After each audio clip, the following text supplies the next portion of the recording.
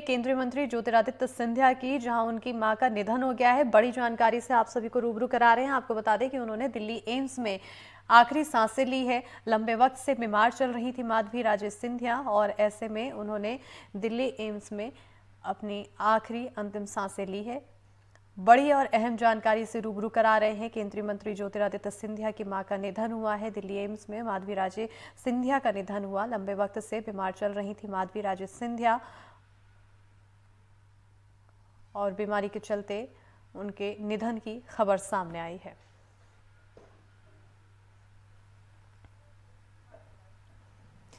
ज्यादा जानकारी के साथ सहयोगी देव श्रीमाली जुड़ चुके हैं। सीधा रुख करेंगे सहयोगी की ओर। देव श्रीमाली जी, काफी दुखद ये खबर जहां पर ज्योतिरादित्य सिंधिया की मां का निधन हुआ।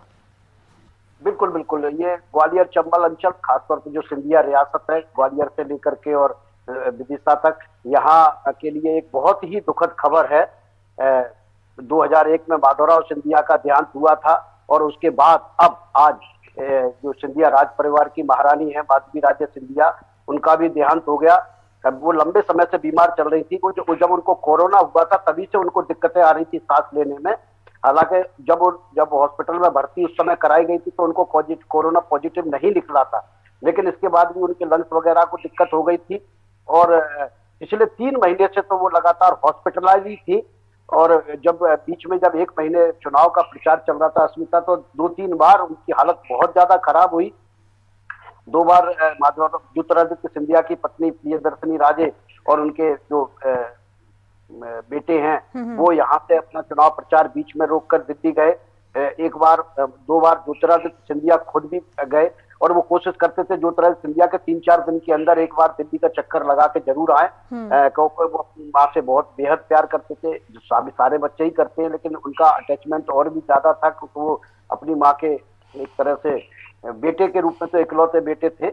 तो वो लगातार उनका ध्यान रखते थे, हर 2-3 घंटे बाद उनके स्वास्थ्य को लेकर जानकारी भी देते थे, लेकिन उनकी हालत में कोई सुधार नहीं हो रहा था और वो लंबे समय से वेंटिलेटर पर ही थी।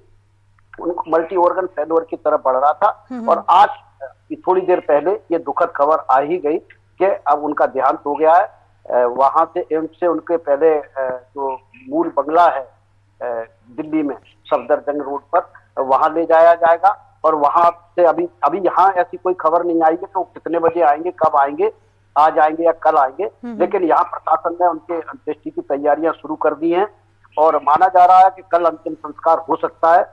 एक आध दिन चल भी सकता है क्योंकि उनके जो नेपाल, मैं आपको बताना चाहता हूँ अस्मिता, ये नेपाल राजघराने से संबंध रखती थी और इनके जो दादाजी थे वो नेपाल के प्रधानमंत्री भी रहे थे, राणा संतति के। तो इस तरह से इनका बड़ा था।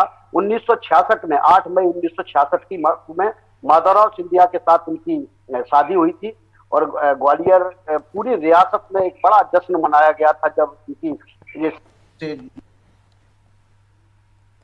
बिल्कुल, काफ़ी जश्न के साथ जब उन्हें बहू बनाकर लेकर आया गया तो उसके बाद एक के बाद एक हिस्ट्री जुड़ती गई। कोई ऐसी खास इतिहास उनके साथ जुड़ा हो जो काफ़ी दिलचस्प हो, जो सुनाने योग्य हो, शिमाली जी? बिल्कुल, देखिए उनके साथ तो यही इतिहास जुड़ा हुआ था कि माधवराव सिंधिया, यद्यपि ये शादी जो है वो लव मैरिज नहीं थी, अरेंज मैरिज थी, लेकिन ये दोनों लोग एक शादी में मिले थे और शादी में जब इन्होंने सबसे पहले प्रियदर्शनी राजे इनको माधवी राजे को देखा, तब इनका नाम माधवी राजे नहीं हुआ करता था। प्रिंसेस नाम जो वहां रहते थे नेपाल के, वो रहते थे, क्योंकि सिंधिया राजघराने में आने के बाद मराठियों में नाम चेंज हो जाते हैं, तो इसके बाद में चेंज हो गया।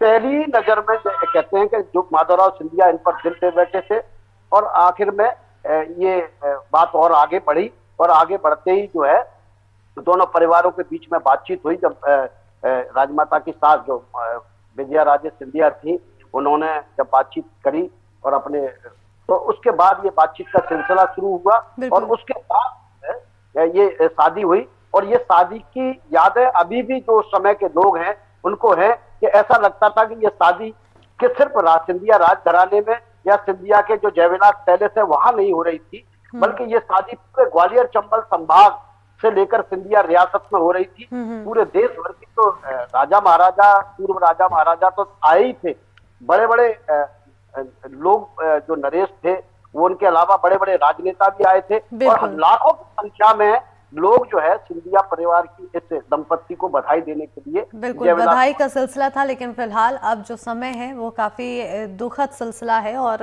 ऐसे में यहाँ पर अब आगे की जो प्रक्रिया है उसके लिए तैयारियां लगातार जारी है। बहरहाल बहुत बहुत शुक्रिया देव शिमाली जी तमाम जानकारी देने के लिए।